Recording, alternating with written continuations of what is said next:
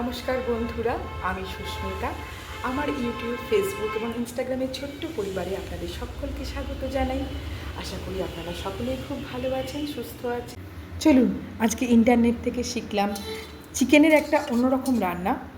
তো বেশ ভালো লাগলো আমার, আর মনে হলো আপনাদের সঙ্গে শেয়ার অবশ্যই করতেই হবে। তাই একদম খুবই সাধারণ রেসিপি, কিন্তু টাইপটা একটু আলাদা করে দেওয়া। সমস্ত রকম উপকরণই চিকেনে যেমনভাবে আমরা কষানোর জন্য ব্যবহার করে থাকি সবই যাবে, কিন্তু তার মধ্যে একটা এক্সট্রা মশলা পড়বে।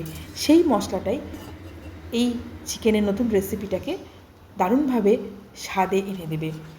স্বাদে হবে অনবদ্য, দেখতেও হবে অসাধারণ, আর ছোট বড় সকলেরই ভীষণভাবে মন কেড়ে নেবে। সেটা হচ্ছে বাদাম বাটা।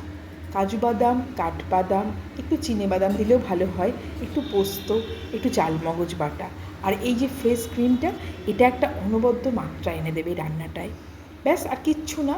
এবার যেমন ওপর থেকে একটু সুগন্ধির জন্য কাসুরি মেথি, একটুখানি হাফ চামচেরও কম একটুখানি ঘি দিলাম, আর এরপর থেকে একটু সাজানোর জন্য ধনে পাতা কুচি, চেরা কাঁচা লঙ্কাও দেওয়া যেতে পারে, আর একটু ফ্রেশ ক্রিম দিলে আরও ভালো লাগে।